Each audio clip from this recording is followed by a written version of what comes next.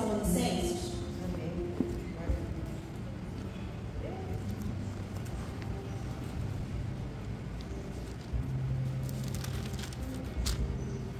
Capítulo 1. Eu vou começar a ler do versículo 3.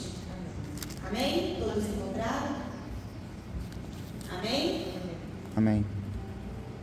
Recordamos diante de nosso Deus e Pai da operacidade da vossa fé, da benignação do vosso amor e da firmeza da vossa esperança em nosso Senhor Jesus Cristo. Reconhecendo, irmãos amados, de Deus a vossa eleição, porque o nosso Evangelho não chegou até vós tão somente em palavras, mas, sobretudo, em poder, no Espírito Santo e em plena convicção, assim como sabeis ter sido o vosso procedimento entre vós e por amor de vós. Com efeito, vos tornaste imitadores. Repita essa palavra comigo: imitadores. Imitadores.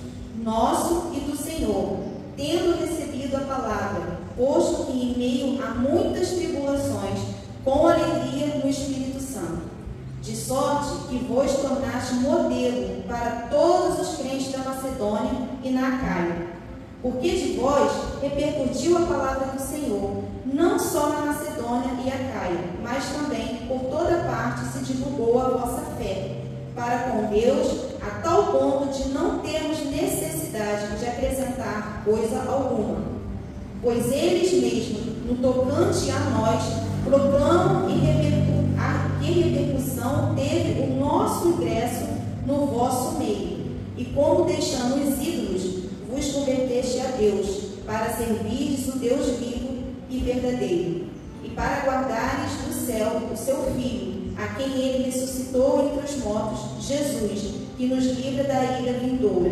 Só um pedacinho aqui a partir do capítulo 2, aqui logo no primeiro. E a nossa estada entre vós não se tornou infrutífera. Vamos repetir esse pedacinho? Somente esse pedacinho. A nossa estada entre vós não se tornou infrutífera. Amém? Podemos assentar? A minha é mais antiga um pouquinho, né? A de vocês já são mais atualizadas. Irmãos, eu quero dizer que antes de começar, eu estou muito feliz em estar aqui pregando. Um pouquinho nervosa, né? Não tem como não estar. Mas eu fiquei assim, tão feliz. Eu nem tinha visto a escala, né? Quem viu a escala foi o Rodrigo. Aí ele foi e mandou pro Bruno e falou assim: você já viu a escala? Aí o Bruno: escala? Escala de quê? Escala lá da igreja, né? Da agenda. Aí o Bruno: não, acho que ele está bem escalado para pregar sábado. Aí o Bruno foi e botou para mim. Eu falei: meu Deus. Eu falei: amém, glória a Deus, porque é muito bom, gente. A gente, mesmo assim, há tanto tempo estando na casa do Senhor, a gente pensa assim: eu nunca vou fazer nada, mas o Senhor sempre tem o momento certo, né, para te encaixar naquele exato momento que Ele quer te usar. E eu estou muito feliz. Eu não tenho assim, eu estou um pouquinho com vergonha, acho que o Xaxã está até um pouquinho rosa, né? Mas assim, é com muita alegria a gente poder falar do Senhor na nossa casa, né? E eu pedi tanto ao Senhor assim para ministrar primeiro, que a gente sabe que a palavra primeiro corta em nós, para depois a gente passar para a igreja. E já há um tempo eu venho lendo a Bíblia, né? Já de Gênesis, cheguei agora em 1 Tessalonicenses, e eu gosto muito de estudar, eu gosto de ler meditando a palavra. Como? Eu sempre pego meu caderninho está até aqui, independente de pregação ou não, eu sempre gostei de anotar. Por quê? Tem coisas que a gente lê e não entende, né? Aí você anota aquilo dali e você vai buscar em estudo, você vai buscar uma pregação, alguma coisa para trazer esclarecimento, porque é como a minha tia falou, a minha versão está muito diferente de vocês. As de vocês já estão mais atualizadas, a minha Bíblia já é bem velhinha já, mas eu gosto dela. E eu comecei a fazer um estudo sobre essa viagem de Paulo à igreja, né? Essa carta que ele enviou aos Tessalonicenses, e ela foi escrita na segunda viagem de Paulo a Corinto, né? E Paulo teve em Tessalônica é uma cidade, quando eu fui buscar nos estudos,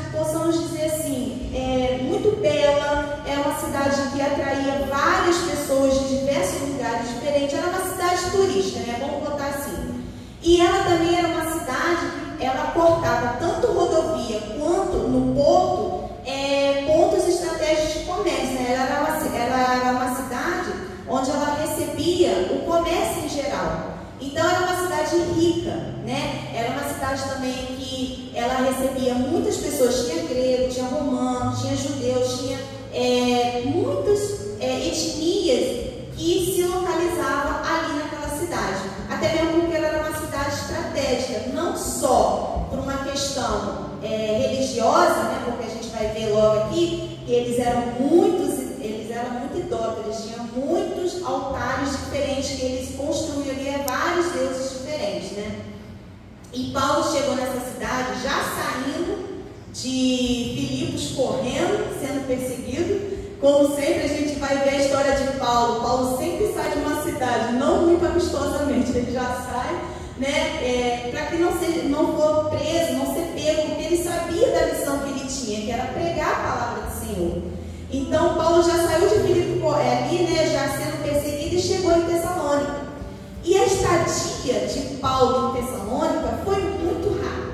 Lá em Atos capítulo 17, na visão de Lucas, ele vem relatar a estadia de Paulo em Tessalônica, né? Não é já Paulo falando, é Lucas, na visão dele, ele descreveu como que foi a estadia de Paulo em Tessalônica. E ele tem logo no começo, acho que eu até anotei aqui, ele teve um breve, ele passou aqui, ó, tá bem aqui logo no capítulo 2, no versículo 2 do capítulo 17. Paulo, segundo o seu costume, foi proclamado por 3 sábados, ou seja, o máximo que Paulo ficou em Tessalônica foi 3 sábados, 21 dias. E irmãos, eu fazendo esse estudo, e eu falei, Senhor, o que o Senhor quer ministrar não só a mim, mas a igreja? Porque todos aqui já conhecem a história de Paulo, um dos maiores pregadores da palavra de Jesus, da vinda de Jesus. Paulo pregou muito sobre Jesus e a ressurreição e que ele virá. Essa era a maior preocupação de Paulo, né? Ele pregou toda a Bíblia, sim, ele dava crédito aos primórdios da palavra lá, Abraão e tudo mais, mas ele focava na vida de Jesus e principalmente desmistificar na vida daquele povo que esse Jesus que veio em terra, morreu, ressuscitou e iria voltar novamente. Essa era a preocupação de Paulo, tirar da cabeça, até mesmo de alguns judeus ali, aquela ideia de que Jesus ainda viria, né? Não somente como a gente espera que venha, mas que alguns judeus não acreditavam que aquele Jesus que estava aqui não era Jesus o Messias. E a missão de Paulo era justamente trazer, não, ele veio como carne, morreu no meu lugar, no seu lugar, foi morto, ressuscitou no terceiro dia e em breve ele virá novamente buscar a tua igreja. Aleluia. Então Paulo, ali, nesses três sábados, nesses 21 dias que ele ficou em Tessalônica, ele começou a pregar. E o que me chamou a atenção aqui, que aqui em Tessalônica fala que esse povo, por ser uma cidade turística, né, uma cidade que recebia também, era uma cidade comercial, né, porque ela recebia produtos de fora, ela ali, o comércio poderia ser movido não só na agricultura, como a gente sabe da geografia, o que maior move o comércio é a agricultura, mas a religiosidade aqui, ela movia, vou arriscar assim, quase 50% o recurso financeiro dessa cidade. Por quê? Porque havia ali, lá em Atos ele relata que havia muitos altares de deuses diferentes. E para sustentar esses altares, aqueles comerciantes daquele local vendiam os artigos que era necessário para sacrifício, para os cultos. Então, muitos do que ali estavam, eles viviam desse recurso de montar altar para diversos deuses. Aí chega um camarada, como Paulo, a gente sabe como é que era a personalidade de Paulo, prega a verdade, muitas pessoas ali se convertem, a palavra lá em Atos também diz que pessoas influentes, pessoas que eram influentes no comércio da época, mulheres muito influentes da época, que tinha recurso também, provavelmente, creio eu, isso na minha perspectiva, eu poderia até ter alguma coisa, influência no comércio que gerava a estadia desses comércios que vendiam produtos, né, para esses altares, e muitas dessas pessoas se convertem. Irmão, a gente sabe que quando a pessoa não conhece a palavra de Jesus e que ela recebe a palavra e que a verdade chega até ela, você começa a avaliar a tua vida e ver, caraca, até aquilo que eu trabalho não agrada ao Senhor. Então, já que eu me entreguei totalmente a Deus, o Senhor vai ter que me ajudar a reformular aquilo que eu trabalho. E foi isso que aconteceu lá. As pessoas que começaram a se converter, elas começaram a perceber, não está certo eu vender isso para Deus.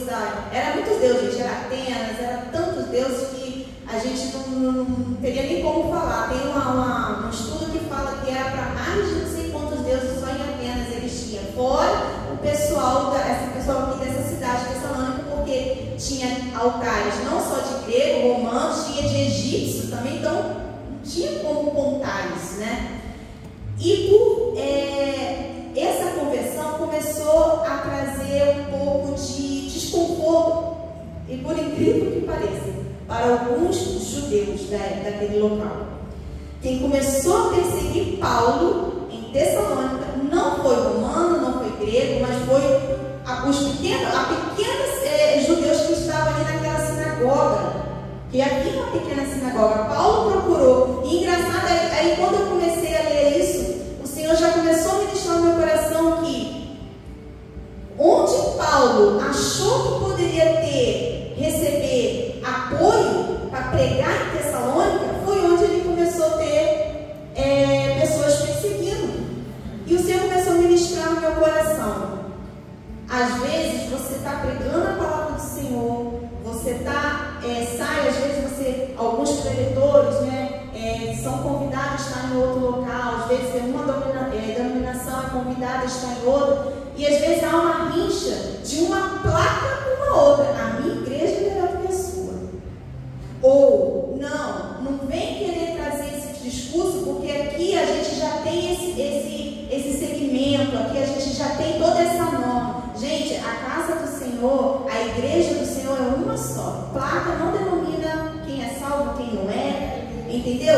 Então, o que o Senhor já começou a ministrar já aqui no meu coração é que às vezes não precisa vir ninguém de fora para tentar, às vezes, destruir a própria igreja. Às vezes é uma igreja que vai ser melhor do que a outra. É uma denominação com a placa querendo, não, porque a minha igreja não é assim. A igreja, eu já falei, a igreja do Senhor, ela vai muito além da igreja Missão Evangélica. Muito além. Quando a gente chegar lá, a gente não vai encontrar só a Missão Evangélica no céu, a gente vai encontrar muitas pessoas lá. E a Bíblia nos relata, ela nos dá abordagem de falar. Tem muita gente que está falando assim, tá no mundão, se morrer assim, vai para o inferno. A Bíblia não relata que o Senhor fala que muitos vão chegar diante dele e dizer, Senhor, no seu nome eu preguei, o Senhor vai falar, apartai de mim que eu não te conheço. Quem são essas pessoas que o Senhor vai falar, apartai de mim que eu não conheço? É quem está na igreja. Aí a pessoa que está na igreja, que está servindo, que está fazendo, servindo ao homem e não a Deus, que é por isso que Deus está falando que não vai reconhecer lá. Aí quer julgar a pessoa que está lá fora, que tem o temor. A gente sabe, irmão, que para ser salvo tem que reconhecer Jesus como seu Salvador. Se não for, não é. Mas tem muita gente que está lá fora, que já esteve aqui dentro, que ficou ferido com a igreja e por isso está lá fora, mas não perdeu o temor do Senhor. São ovelhas que a gente precisa resgatar. E aí o Senhor já começou a ministrar no meu coração, e eu comecei a ler, adotando muito essa passagem, e uma coisa que me chamou a atenção também foi esse curto prazo de tempo que Paulo esteve em Tessalônica. E quando ele escreve essa carta, ele não vai em Tessalônica no momento que essa carta aqui é entregue para eles, porque ele foi junto, lá no capítulo 1, no meu está Silvano, mas é Silas, tá? Silvano, Paulo, Silvano e Timóteo, que foram em Tessalônica. Só que como Paulo teve que sair de lá correndo, ele ficou preocupado, porque ele ficou assim. Eu fiquei pouco tempo com esse povo, mas o tempo que ele ficou foi o suficiente para pregar. Ele não perdeu tempo. Ele não perdeu tempo. Ele sabia que o momento que ele estava ali, ele tinha que trazer a palavra do Senhor. E glória a Deus que o pouco curto tempo que ele esteve, houve-se ali uma grande conversão. Até mesmo que aqui nós lemos que a nossa estada entre vós não se tornou infrutífera, porque muitas pessoas se converteram ao Senhor ali.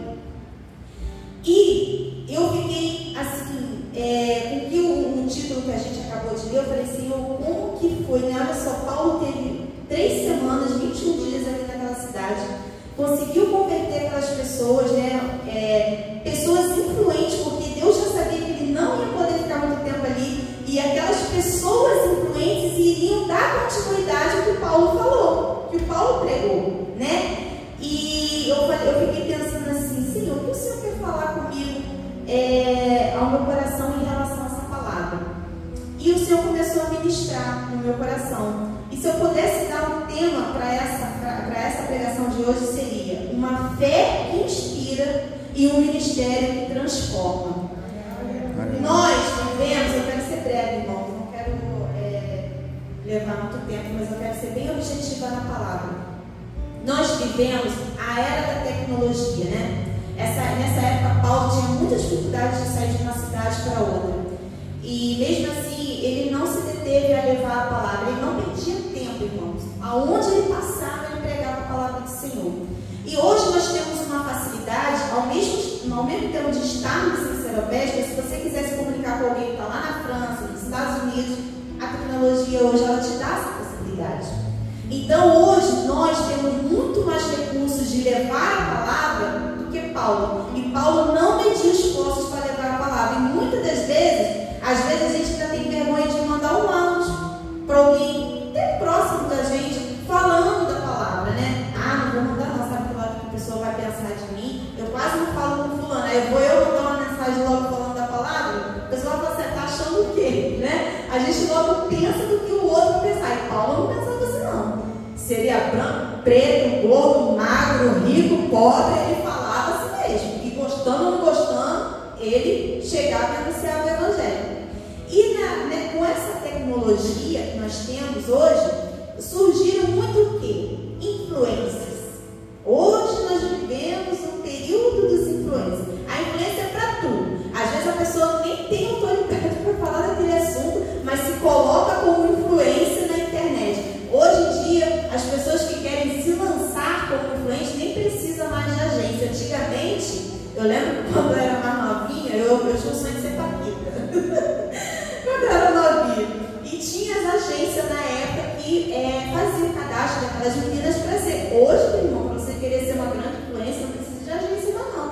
As agências que têm que se virar nos 30 para poder continuar tendo seus agenciados. Porque hoje você abre o telefone, se você falar uma coisa ali que caiu na boca do povo, já era, você explode, o seu Instagram explode seguidor, né? Então, assim, hoje essa tecnologia trouxe muitos influências em todas as áreas, na medicina, na alimentação, até mesmo no nosso meio religioso. Eu falo porque meu esposo está aqui de exemplo, né? Ele vai falar que é verdade. Ele chega em casa, eu estou ouvindo a pregação. Ele sai, eu estou ouvindo a pregação. Ele chega, você não cansa, não. Eu gosto muito, porque eu tenho um pouquinho de grau de dificuldade para aprendizado, desde criança. Na minha época não tinha esse negócio de TDAH, mas se eu fosse uma criança hoje, eu ia ter talvez esse diagnóstico, porque eu tenho, e eu preciso da repetição para que aquilo entre em mim. Porque senão assim, se é uma coisa que eu não estou nem aí, eu vou uma vez e acabou, não vou aprender nada. Mas se é uma coisa que eu quero aprender, eu preciso ter a repetição. E até Jesus usava isso no seu ensinamento. A gente fala assim, poxa, Jesus falou isso já uma vez, falou de novo, mas por quê? A repetição leva o aprendizado. Então eu tenho essa técnica, então eu gosto muito de ouvir a palavra. E nesse meio também temos muitos influentes, né? Temos aí missionários, pastores, né? Existem vários nomes, eu gosto muito de ver Helena Tamuri, eu gosto de ver o mais engraçadinho, o pastor Cláudio. Então eu sempre estou ouvindo a palavra em casa, né? E essa dinâmica de ouvir, às vezes eu estou lavando louça, aí meu caderno sempre está lá. Aí eu vou com a mão molhada, meu caderno vai manchar. Vou anotar isso aqui, porque isso aqui foi naquela hora que eu li e eu não entendi. E ele já está falando aqui, então eu vou tentar lembrar para poder aprender. E nesse meio de influência, irmão, nós temos coisas boas, pessoas que se lançam ali para falar coisas boas, que vai agregar na sua vida, seja em todas as áreas, não somente no Evangelho, mas também temos pessoas que não vão ensinar coisas tão boas assim. A se dizer, podemos observar hoje, o que mais está em febre na internet são os jogos. Irmão, às vezes até você nem quer ver nada daquilo, mas é uma propaganda investida bonito. Você está vendo uma coisa de pregação, vai lá, corta o vídeo da pregação para aparecer um anúncio de tigre, de leão, de copo, de tudo. Agora todos os bichos já tem lá, né? Então, assim, por quê? Por que há esse peso de investir? Porque é uma forma muito fácil de enganar até mesmo quem está dentro da igreja. Irmãos, eu já ouvi crente falar que não tem nada a ver jogar.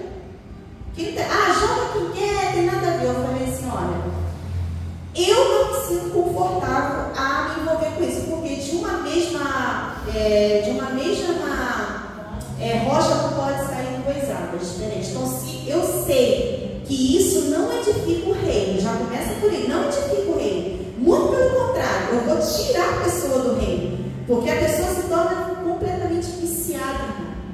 Aquilo ali gera uma dopamina na pessoa, a pessoa joga, ela ganha e ela acha que estou ganhando. Eu já vi gente fazer cálculo de horário, sabendo quanto que vai conseguir ganhar. Ou seja, a pessoa fica naquela expectativa o tempo todo pensando naquilo. E quando vem a frustração, quando perde? Alguns conseguem parar, perdi, acabou por ali, mas a maioria começa a se endividar, começa a trazer discussão dentro de casa, é maldição, irmão, dentro da sua casa. Já passou até reportagem na Record e na Globo falando de.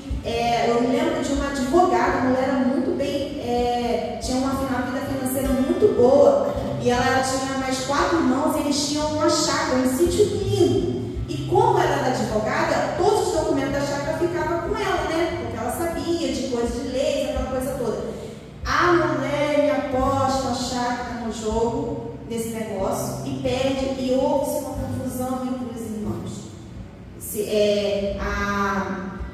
Teve até a situação em que um dos irmãos queria até tirar a própria vida da irmã por conta desse lance de você apostar tudo, mas é porque gera na pessoa um vício e as pessoas não se atentam a isso.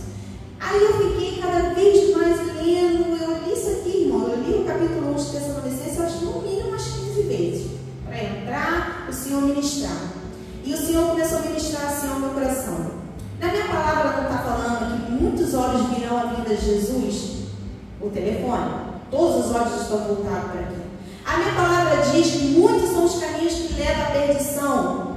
Quais são os muitos caminhos? As diversas informações erradas que esse pequeno aparelho também pode nos trazer.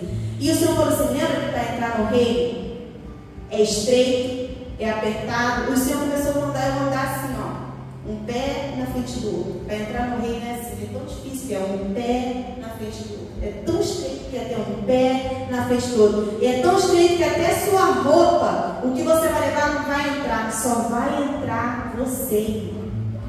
Aleluia. Só vai entrar você. Então não adianta você querer buscar os diversos caminhos, a porta larga, porque na palavra do Senhor diz que estreita é a passagem, curta é a passagem. Por quê? É só você que vai entrar. Você não vai levar sua família, você não vai levar o dinheiro que você está ganhando, você não vai levar nada. E muitos ainda também não vão entrar. A palavra fala que muitos não vão entrar. E o Senhor começou a ministrar o meu coração em relação a essa passagem e essa questão das influências. Então eu comecei a trazer algumas anotações e eu já gostaria de passar aqui para vocês, que é Paulo, quando ele esteve ali, ele foi um dos maiores influencers. Se Paulo tivesse hoje Instagram, talvez ele teria bastante seguidores, porque um camarada chegar, ficar 3 semanas numa cidade, fazer um reboliço e pessoas influentes conseguir receber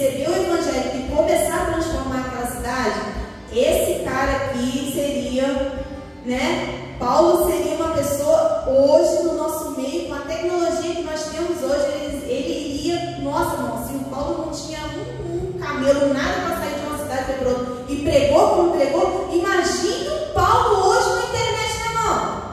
O que não ia fazer? Quantas pessoas não iam conseguir para Jesus?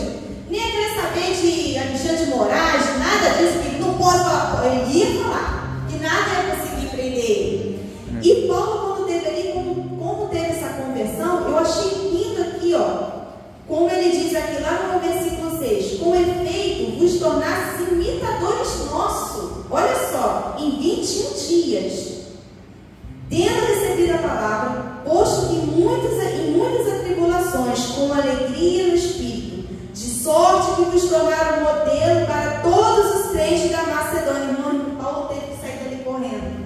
Mas a influência de Paulo continuou. E Paulo pede lá para Timóteo voltar, porque ele ficou assim, nossa, eu tive pouco tempo, será que aquele povo, como será que ele ficou? Ele ficou preocupado, porque ele fala que era uma igreja jovem. E como a idolatria era muito forte, ele ficou preocupado com aquele povo. E quando ele recebe a notícia, até mesmo de outras pessoas, antes de Timóteo chegar, quando eles iam relatar, nós sabemos como foi a sua passagem lá em Tessalônica, o que você fez lá?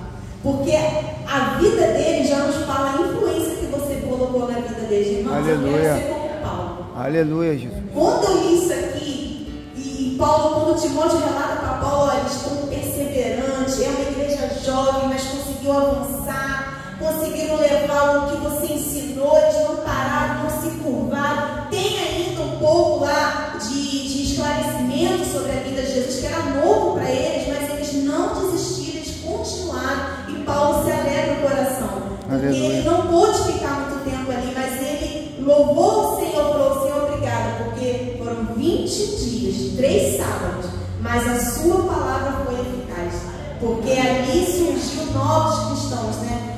Então eu fiquei pensando assim, Jesus, e o Senhor começou a falar comigo, e a pergunta que eu quero fazer para a igreja: por onde você tem passado? Você tem falado de Deus? Você tem perdido tempo com outras coisas ou você já tem sido objetivo?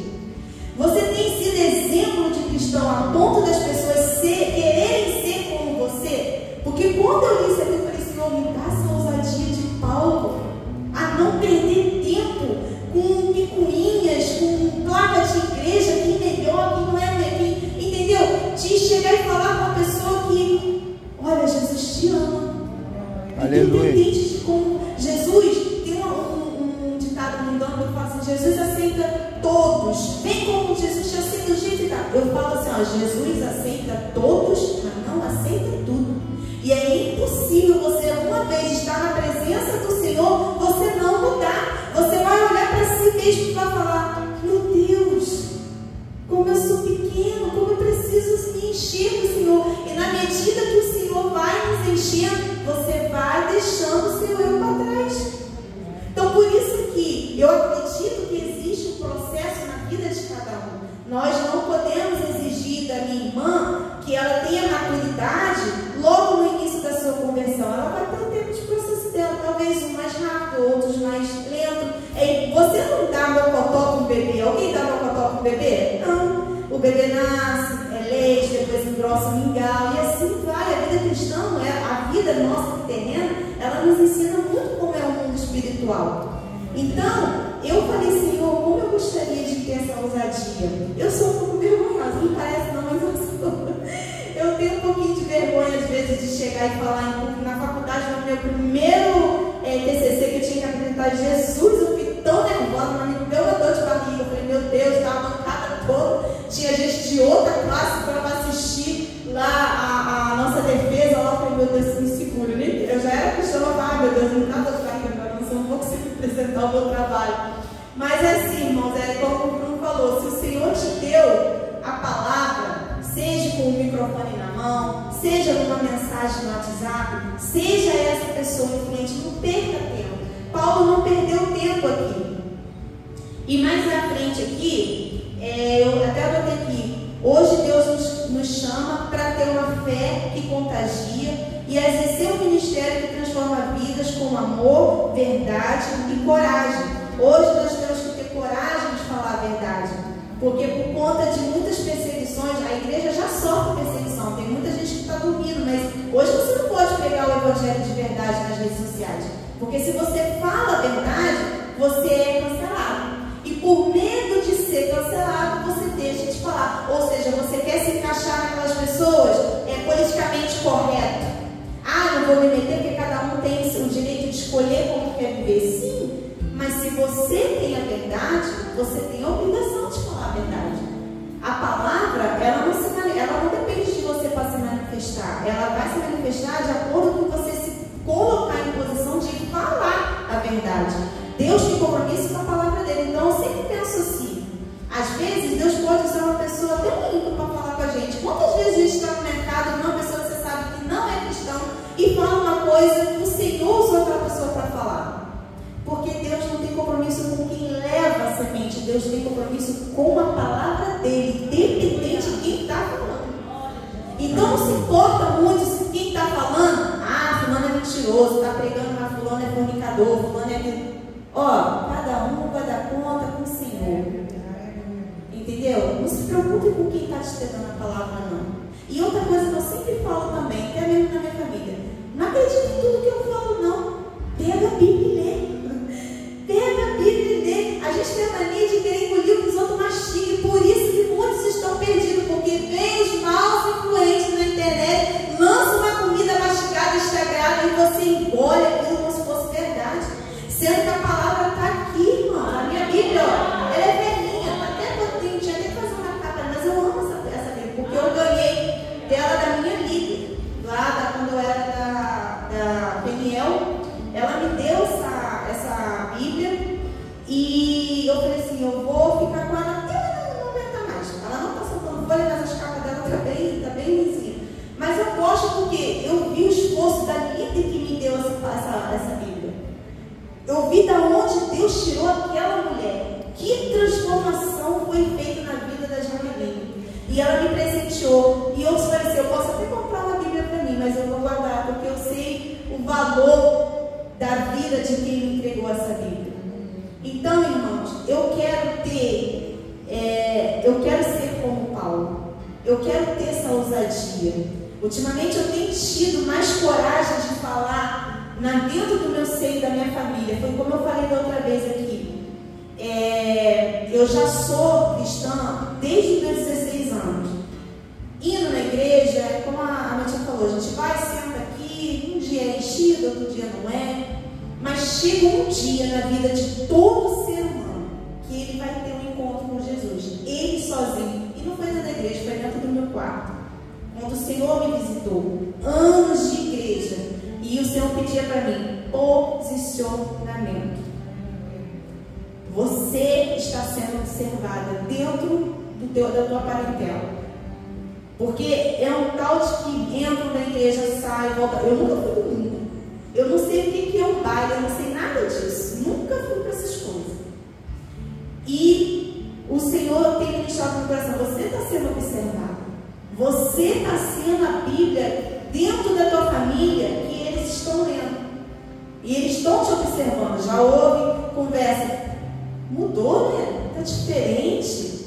Nossa, eu não acredito como que ela não consegue aceitar essa proposta. Aí eu falei assim, porque o Senhor, ele se revelou a mim. Não tem proposta, não tem dinheiro que vai ocupar o lugar que Deus ocupou no lugar. Se fosse um tempo atrás, eu até aceitaria a proposta que a internet me dá. Eu também trabalho com a internet. Eu não vou me colocar como influência, porque eu não me considero influência. Mas eu tenho um canal onde eu falo com mais de 5 mil mulheres. Então eu poderia estar ali trabalhando para algo, levando essas mulheres ao caminho que não leva à salvação. E eu falei assim, não tenho dinheiro nenhum que pague o que o Senhor tem feito na minha vida. Eu não quero. Eu não acredito. Como tem coragem? Como consegue viver assim? Precisando e não aceitando. Eu falei assim, um dia você vai entender o porquê que eu não aceito. Não tem dinheiro, não tem emprego, não tem status, não tem nada que vá substituir a presença do Senhor dentro das nossas vidas. Aleluia. E eu louvo ao Senhor, porque o Senhor ministrou muito ao meu coração através dessa palavra. E eu gostaria sempre que os irmãos levassem isso em consideração, principalmente principalmente o Senhor ministrou hoje aqui nessa consagração.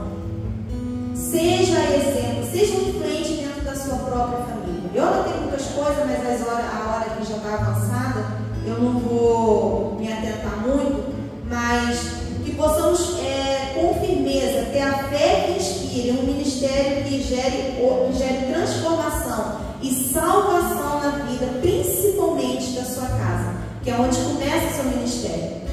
O seu ministério não vai começar, sempre vai ser primeiro a tua casa, a sua parentela está te observando. E é muito ruim a gente ouvir falar assim, ó, para ser crente como fulano, eu não prefiro isso nem na igreja, mas que possamos ser aquela pessoa assim, que Deus fala, ela é uma mulher de Deus. Se for para me seguir, eu quero seguir como ela, porque eu vejo a luta, eu vejo a dificuldade, ela sempre está ali orando, ela sempre está ali buscando, ela não falta culto, ela sempre está na presença do Senhor. Porque as pessoas lá fora associam salvação com recursos financeiros, vida boa, né? Ah, fulano é de Deus, não, não. Muito pelo contrário. Às vezes, por você se posicionar, aí que vem a falta, às vezes vem a perseguição, vem a doença, o diagnóstico ruim, e aí? Permanece? E nesse permanecer, é essa Bíblia da permanência que as pessoas de lá fora estão vendo através da sua vida. Eu quero agradecer a Deus e a igreja pela oportunidade. Eu estou muito feliz. Eu queria ter falado um pouquinho mais, mas para não se estender, eu já vou entregar. E que vocês possam ficar com essa reflexão. Ser como Paulo. Se você estiver nenhum dia no lugar, se Deus falar, fala. Não perca a oportunidade. Porque Jesus já está às portas, Ele está voltando, Ele tem pressa que seu evangelho alcance a todos lá fora. Amém? Eu agradeço a oportunidade em nome de Jesus. Aleluia.